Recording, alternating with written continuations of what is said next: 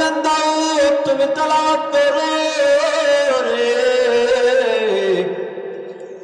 দুনিয়ার জমিনে হযরত দাউদ আলাইহিস সালাতু ওয়াস সালাম যখন তেলাওয়াত করত, উড়ন্ত পাখি যখন উড়ে যেত, দাউদ নবীর যখন তেলাওয়াত শুনতো,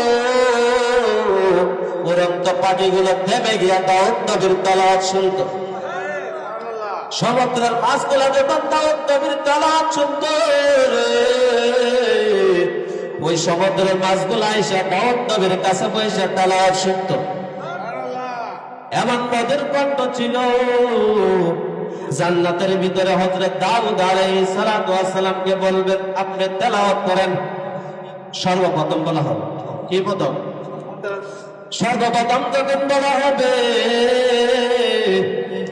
হযরত দাউদ আলাইহিস সালাতু ওয়াস সালাম তেলাওয়াত করা শুরু করবেন, 70 রকমের কণ্ঠ বাহির হইব।